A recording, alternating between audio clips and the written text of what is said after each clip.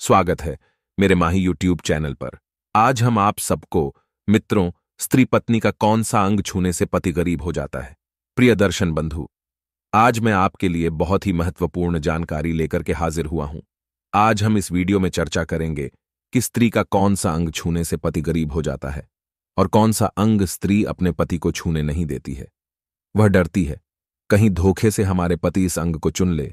अगर हमारे पति ने इस अंग को छू लिया तो हमारे पति कहीं निर्धन ना हो जाए, इसीलिए वह स्त्री अपने पति को अंग उआने से हमेशा डरती रहती है। प्रिय दर्शन बंधु, लिए इस कहानी के माध्यम से हम इसे समझते हैं और जानते हैं कि स्त्री का कौन सा अंग पति को नहीं छूना चाहिए। आपसे निवेदन है कि वीडियो को बिना स्क्रिप्ट किया पूरा जरूर सुनना। प्रिय दर्शकों, देश में काशीराज नाम के एक राजा राज्य करते थे। वह बहुत ही अच्छे राजा थे। उनकी पत्नी का नाम करुणा था। उनका जन्म राजवंश में हुआ था। महल में सुख सुविधाओं का कोई अभाव नहीं था। सारी सुविधाएं मौजूद थीं। किसी भी बात की सुविधा नहीं थी। सेवा के लिए बहुत से दास दासियां लगे हुए थे। उनके चारों ओर सखी सुख क्या होता है, इस बात को वह जानती ही नहीं थी।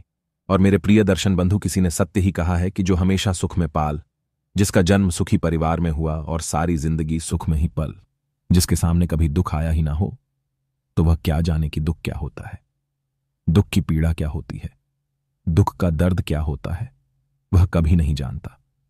इसलिए वह रानी नहीं जानती थी कि लोग क्या होता है। दुख तो वही जानता है जिसने दुख झेला, जिसका जन्म दुख में हुआ, जो दुख में पाला था वही दुख को जानता है। अधिक सुंदर ताजा उनसे हर की देर थी कि उसके पूरा होने में देर नहीं लगती थी। खाने का मतलब है कि रानी के मुख से जो भी बात निकलती थी, निकलने से पहले ही वह पूरी हो जाती थी। इतना प्रेम राजा अपनी रानी करुणा से करते थे। दर्शकों, एक बार की बात है, दिसंबर का महीना था। कड़कड़ आई, ठंड पड़ रही थी। एक दिन रानी के लिए वरुणा नदी में स्नान करने की थी और उन्होंने स्नान करने का निश्चय कर ही लिया कि मैं वरुणा नदी में स्नान करने के लिए आवश्यक जाऊंगी। दर्शन बंधु, वीरानी जाकर के राजा से सारी बात कहीं की है। महाराज स्वामी, मुझे वरुणा नदी में स्नान करने की बहुत इच्छा है। मैं जानना चाहती हूं, क्या दे दी कि वे की ओर जाने वाले सारे मार्ग रोक दिए जाएं और सभी घाट खाली करवा दिए जाएं। आदेश होते ही सभी मार्ग रोक दिए गए। नदी के तट और घाट निर्जन हो गए। जो लोग घाट के पास झोपड़ियां बनाकर के रह रहे थे, वह सभी उन्हें छोड़कर चले गए। अब वहां केवल पक्षियों की आवाज ही सुनाई दे रही थी। मनुष्य नाम की वहां पर कोई चीज ही नहीं थी। फिर एक दिन रानी अपनी सखियों को साथ में लेती है और घाट पर स्नान करने के लिए पहुंच जाती है। वरना नदी के तट पर उनका हास्य प्रयास गूंजने लगा। उसे समय पूर्व दिशा में सूर्य उग रहा था। रानी ने अपनी सखियों के साथ नदी की जलमल करती धारा में स्नान किया। बहुत ही हास्य प्रयास के दर्शन बंधु, पानी बहुत ठंडा ही था। स्नान करने के कारण रानी बुरी तरह से ठीक हो गई और वह धर्महर कांपने लगी। कपकप आते हुए होठों से उन्होंने कहा कि मैं ठंड से मरीज आ रही, जल्दी आग जलाओ और मेरे प्राण बचाओ, मेरे प्राण की रक्षा करो। अगर आपने तनिक भी आग जलाने में देर की तो मेरे प्राण बचाने वाले नहीं हैं, क्योंकि मैं पूरी तरीका से ठीक हो चुकी हूं। दोस्तों, रानी की आज्ञा पाकर सखियां पास के जंगल से लड़कियां देने लगी।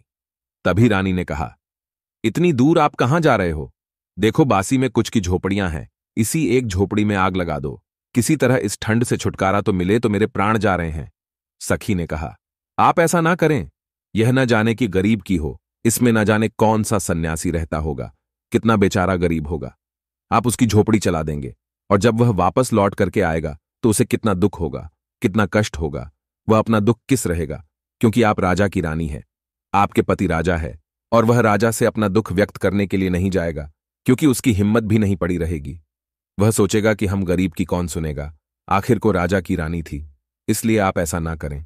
सन्यासी गरीब की झोपड़ी जलाने की कोशिश ना करें, क्योंकि झोपड़ी के चलने से बेघर हो जाएगा। इस ठंड में भी बेचारा कहाँ जाएगा यह। दर्शकों, दासी की बात को सुनकर की रानी को क्रोध आ गया। वह चिल्ला करके बोली, दूर हो जो उसकी इस पुरानी झोपड़ी की तुम्हें इतनी चिंता है, और मेरी कुछ भी चिंता नहीं है। मेरी आज्ञा का तुरंत पालन करो, और नहीं तो तुम मेरा क्रोध जानती हो, तुम्हारे साथ क्या सलूक होगा, यह शायद तुम नहीं जानती। रानी का है। देख करके साथियों ने एक झोपड़ी में आग लगाए। झोपड़ियां दूध करके चल उठी। आग की लपट्टे आकाश छूने लगी। नदी के किनारे खड़े पेड़ों पर बैठे हुए पक्षी कोलाहल करते हुए, चिल्लाते हुए आकाश में उड़ डाल गए।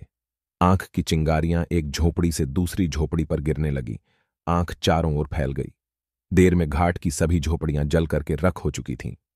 इधर ठंड से कांपती हुई रानी आज की लपटों की गर्मी बहुत अच्छी लगी।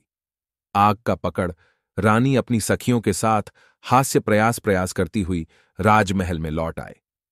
प्रिय दर्शकों, अगला दिन जब होता है तो झोपड़ी में रहने वाले प्राणी वहां पर आते हैं, और जब वह मनुष्य अपनी झोपड़ियां को जला हुआ देखते हैं, अपने घर को उज्ज्वल हुआ देखते हैं, वह बहुत दुख होता।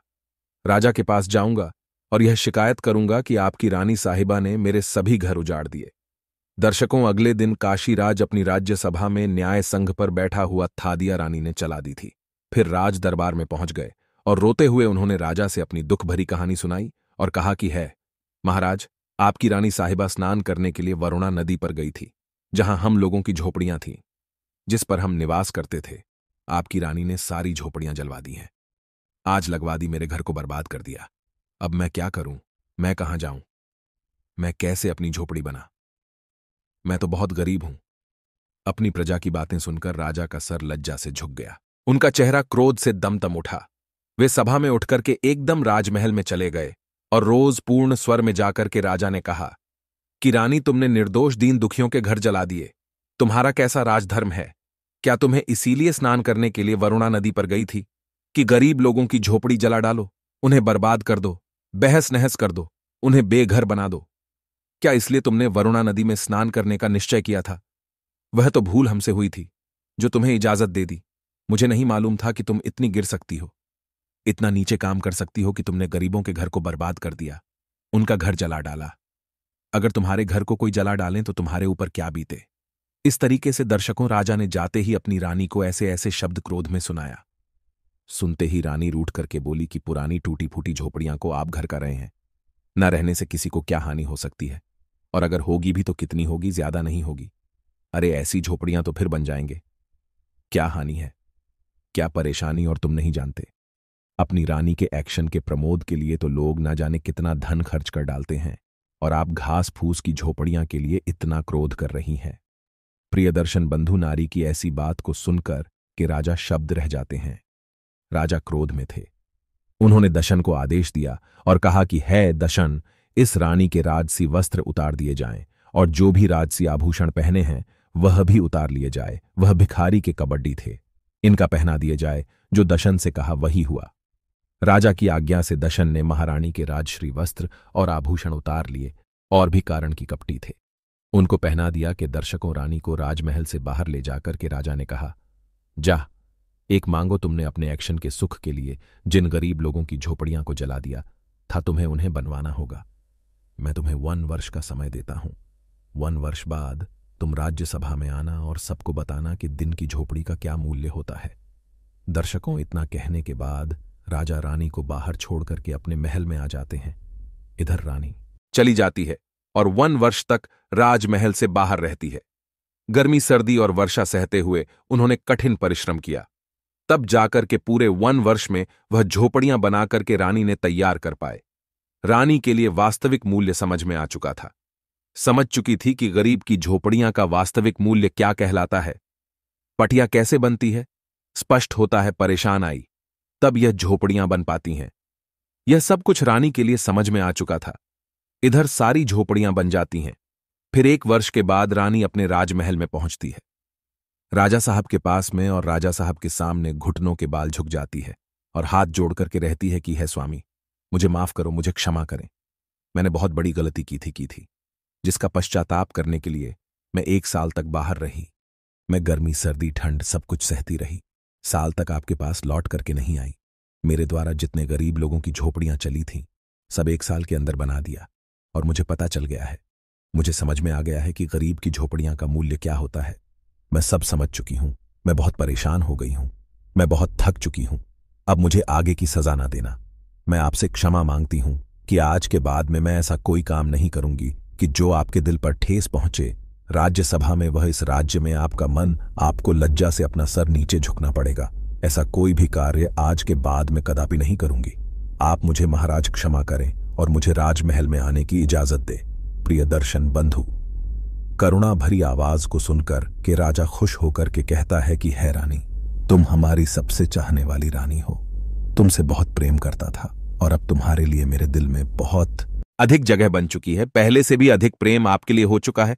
रानी आई है और मेरे हृदय से लग जाइए। मेरा मन करता है कि हम अपने इस रानी के लिए हृदय से लगा ले।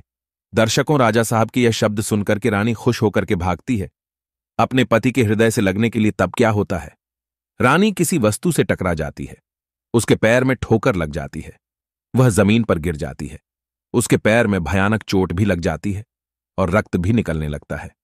यह देख करके राजा घबरा जाता है, लेकिन रानी होश में होती है, वह बेहोश नहीं होती। बैठ जाती है और देखने लगती है कि हमारे पैर में जो चोट लगी है उसमें रक्त बह रहा है। यह देख करके राजा घबरा जाता है और राजा अपनी रानी को उठाने के लिए भागता है और सबसे पहले उसे चोट को देखने के लिए पर पड़े रहने के लिए हाथ पर आता है। और जैसे ही राजा अपनी रानी के पैर पड़े डरने के लिए चोट देखने के लिए हाथ बढ़ाता है, वैसे ही रानी राजा के दोनों हाथ पकड़ नहीं, इसलिए और कहती है कि स्वामी माफ करना, यह आपकी जगह नहीं है। मेरे पैर पकड़ रहना, यहां आपके लिए जगह नहीं है, यह जगह तो मेरे पुत्र के लिए है। क्योंकि कहते हैं जो पति अपनी पत्नी के पैर पड़ जाते हैं वह निधन हो जाते हैं, और मैं नहीं चाहती हूं कि मेरे स्वामी निधन हो जाए। मेरे स्वामी के यहां दौलत के भंडार भरे हैं, मैं नहीं चाहती हूं कि यह धीरे धीरे सब खाली हो जाए, इसलिए आप हमारे यह पर ना पड़े हो। यह पैर पड़ जाने वाली आपकी जगह की जगह है। मेरे हाथ पकड़ने और हाथ पकड़ के उठाएं। प्रिय दर्शन बंधु, तब राजा कहां लगा, ऐसा क्यों नहीं होता? इन्हें जवाब दिया, वह बात तो सही है, लेकिन मैं ये बात आप जो कह रहे हैं, जब मैं बेहोश हो जाती तब आप हमारे पैर पकड़ने या कुछ भी पकड़ सकते। मुझे नहीं मालूम था, तब आपके लिए कोई दोष भी नहीं था, लेकिन मैं जब होश में हूं, बैठी हूं, और फिर भी आप हमारे, अगर यह तो मेरे लिए बहुत बड़ा टॉप। आप बंद रानी कहती हैं, माता लक्ष्मी अपने पति विष्णु के पैर दबाती है, हमेशा पैरों की ओर बैठती, उनके चरण कमल दबाती रहती है। उसी प्रकार लक्ष्मी रूपी मैं आपकी पत्नी और आप विष्णु रूपी हमारे पति है, इसलिए मुझे ही अपने चरणों की सेविका रहने दे, मुझे यह अपराध पाप न करवाई। दर्शन बंधु, इस प्रकार रानी के कहने से राजा की समझ में आ जाता है। फिर राजा जो है अपनी रानी के दोनों भुजाओं को पकड़ने राज करके और उठा लेता है और सीने से लगा लेता है, और उसके बाद में वह राजा अपनी रानी को आदरपूर्वक महल में ले जाता है। यह दर्शन बंधु अपनी एक राजा की और रानी की इस कहानी के माध्यम से अब तो आप समझ ही चुके होंगे, इसीलिए स्त्री का यह अंग जो पैर होते हैं वह पति के लिए कभी छूना नहीं चाहिए, क्योंकि जो पति स्त्री का यह अंग छोटा है या जो स्त्री अपने पति से यह पैर छू आता है तो समझ लो कि वह पति धीरे धीरे निधन हो जाता है। दर्शकों, यही कारण होता है कि दुनिया की हर स्त्री यह अंग अपने पति को नहीं छूने देती है। प्रिय दर्शन बंधु, यह कहानी आपको कैसी लगी? अपनी राय कमेंट में जरूर देना, और हां, हमारे वीडियो को एक लाइक जरूर करिएगा। आपका जीवन मंगलमय हो, इसी कामना के साथ मिलते हैं नेक्स्ट वीडियो में। आपका बहुत बहुत धन्यवाद। राजा जो है अपनी रानी के दोनों भुजाओं को पकड़ने राज करके और उठा लेता है और सीने से लगा लेता है, और उसके बाद में वह राजा अपनी रानी को आदरपूर्वक महल में ले जाता है। यह दर्शन बंधु अपनी एक राजा की और रानी की इस कहानी के माध्यम से अब तो आप समझ ही चुके होंगे, इसीलिए स्त्री का यह अंग जो पैर होते हैं वह पति के लिए कभी छूना नहीं चाहिए, क्योंकि जो पति स्त्री का यह अंग छोटा है या जो स्त्री अपने पति से यह पैर छू आता है तो समझ लो कि वह पति धीरे धीरे निधन हो जाता है। दर्शकों, यही कारण होता है कि दुनिया की हर स्त्री यह अंग अपने पति को नहीं छूने देती है। प्रिय दर्शन बंधु, यह कहानी आपको कैसी लगी? अपनी राय कमेंट में जरूर देना, और हां, हमारे वीडियो को एक लाइक जरूर करिएगा। आपका जीवन मंगलमय हो, इसी कामना के साथ मिलते हैं नेक्स्ट वीडियो में। आपका बहुत बहुत धन्यवाद।